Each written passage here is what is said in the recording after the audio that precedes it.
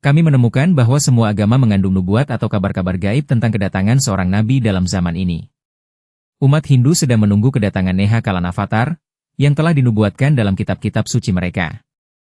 Umat Kristen sedang menunggu kedatangan kedua Al-Masih. Kaum Muslim sedang menanti-nantikan kemunculan Mahdi dan Al-Masih yang dijanjikan. Umat Zoroaster percaya akan kedatangan Mesih Dar-Bahmi, dan lain-lain. Seandainya kedatangan nabi-nabi telah berhenti untuk masa yang akan datang, bagaimana mungkin semua kaum ini telah sepakat pada satu kenyataan bahwa seorang nabi, yang kedatangannya telah dinubuatkan, akan datang. Satu ciri khas dari nubuatan-nubuatan ini adalah bahwa, ada banyak kesamaan antara berbagai tanda yang dijelaskan oleh agama-agama berbeda yang menunjukkan kedatangan nabi yang dijanjikan. Semua nubuatan ini menunjukkan masa nabi itu dengan meramalkan merajalelanya kejahatan, mewabahnya penyakit-penyakit, jatuhnya bintang-bintang, gerhana matahari dan bulan, berulangnya perang-perang, dan lain-lain. Lagi, diramalkan bahwa nabi-nabi yang dijanjikan ini akan menyebarkan kebenaran ke seluruh dunia, dan bahwa agama yang benar akan unggul di atas semua agama lain dengan cara yang belum pernah terjadi. Sekarang, di satu sisi, penggenapan sesungguhnya dari tanda-tanda yang terdapat dalam nubuatan-nubuatan ini menunjukkan bahwa kabar-kabar gaib itu tidak mungkin palsu. Dan, di sisi lain, tugas dari semua nabi yang dijanjikan itu membuat mustahil bahwa pada satu waktu yang sama, semua nabi ini akan membuat agamanya masing-masing unggul di atas semua lainnya. Oleh karena itu, kesimpulan tidak dapat dihindari bahwa semua nubuat ini mengacu pada satu sosok yang sama yang akan, melalui kekuatan-kekuatan rohaninya, menghimpun umat manusia dari semua agama, dan membimbing bangsa-bangsa di dunia sepanjang jalan yang benar. Nubuat-nubuat ini juga menunjukkan bahwa, sementara nabi yang dijanjikan itu akan sama untuk semua agama, ia akan memiliki perbedaan-perbedaan yang begitu khas sehingga setiap bangsa akan menerimanya sebagai kepunyaannya. Dia akan begitu terkait dengan India sehingga kaum Hindu akan dapat menerimanya sebagai Neha Kalan Avatar mereka. Dia akan sangat terkait dengan kaum Zoroaster sehingga mereka akan dapat menerimanya sebagai Mesih Dar-Bahmi mereka. Dia akan sangat terkait dengan kaum Muslim sehingga mereka akan dapat mengakuinya sebagai Mahdi mereka. Dan dia akan begitu terkait dengan umat Kristen sehingga mereka akan mampu mengenali dalam dirinya Al-Masih. Ini dapat terjadi hanya apabila dia berhubungan dengan kaum-kaum yang berbeda dalam kapasitas-kapasitas yang berbeda. Misalnya, dia dapat terkait dengan satu kaum oleh agama, dengan kaum yang lain oleh ras, dan dengan kaum ketiga hubungannya mungkin sosial atau politik, sehingga setiap bangsa akan siap untuk mengakuinya sebagai kepunyaannya sendiri. Keyakinan kami adalah bahwa, semua hal ini terdapat dalam diri pendiri Jamaah Ahmadiyah, Hazrat Mirza Ghulam Ahmad alaihi salam, yang dibangkitkan Allah untuk reformasi zaman ini. Beliau mengaku sebagai Al-Masih bagi kaum Kristen, Mahdi untuk umat Islam, Krishna atau Neha Kalan Avatar untuk kaum Hindu, dan Mesih Dar-Bahmi untuk kaum Zoroaster. Singkatnya, beliaulah nabi yang dijanjikan milik setiap bangsa, dan diangkat untuk mengumpulkan semua umat manusia di bawah bendera satu iman. Dalam dirinya terpusat harapan-harapan semua bangsa. Dialah kubah perdamaian yang di bawahnya setiap bangsa bisa menyembah penciptanya. Dialah pintu yang melaluinya semua bangsa dapat melihat Tuhan mereka. Dan dialah titik pusat tempat bertemunya semua jari-jari lingkaran.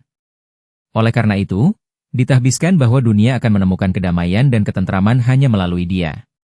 Sebagai orang Persia oleh ras, dialah sosok yang dijanjikan dari kaum Zoroaster. Sebagai orang India oleh kelahiran, dialah sosok yang dijanjikan dari kaum Hindu. Sebagai Muslim oleh iman, dialah yang dijanjikan dari kaum Muslim.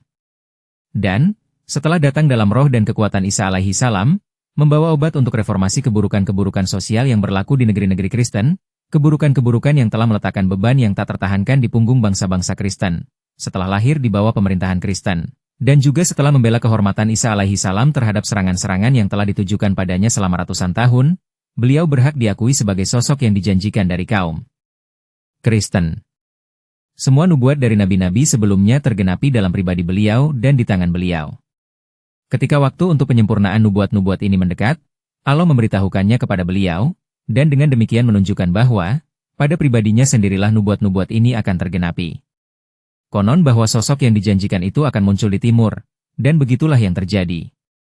Matius 24:27, dan Yesaya 41:2, demikian pula, telah dikatakan bahwa, sebelum kedatangan Al-Masih, nabi-nabi palsu akan muncul, dan begitulah yang terjadi, yaitu, sebelum Ahmad alaihi salam mendakwakan diri, beberapa orang mengaku sebagai Al-Masih, yang pengakuan beberapa di antaranya hampir menipu orang bijak.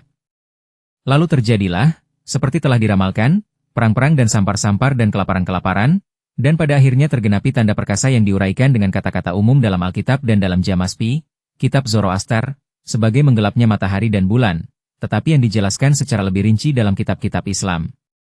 Sudah ditentukan dalam kitab-kitab ini bahwa pada saat kedatangan Mahdi, matahari akan terhalang atau gerhana pada hari kedua dari hari-hari gerhananya, serta bulan akan terhalang atau gerhana pada malam pertama dari malam-malam gerhananya selama bulan Ramadan.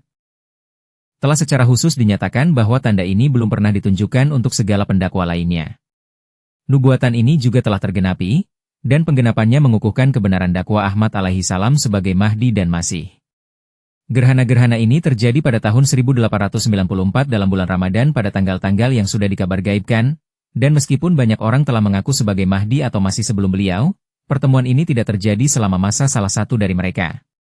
Dalam masanya juga disaksikan fenomena paling luar biasa yang telah diramalkan dalam kitab-kitab suci terdahulu, tapi yang belum pernah dialami sebelumnya. Telah dikatakan bahwa dalam masa Nabi yang dijanjikan, akan ada perdamaian, anak-anak akan bermain dengan ular dan domba dengan serigala, tapi akan ada juga menjadi peperangan. Dengan kata lain, perdamaian dan perang akan terjadi berdampingan. Kita ketahui bahwa pemandangan mengejutkan ini disajikan oleh dunia di sekeliling kita sekarang. Patriotisme, di satu sisi, di kebanyakan negara telah mengakhiri penindasan dan perselisihan yang sudah terlalu lazim dalam masa-masa sebelumnya dan telah memungkinkan negara-negara untuk mengatur wilayahnya masing-masing, dan di sisi lain, hubungan internasional berada dalam keadaan kebingungan, yang menyebabkan satu bangsa hidup dalam ketakutan terus-menerus dan kecurigaan terhadap bangsa lain, dan kecemburuan internasional mencapai puncaknya.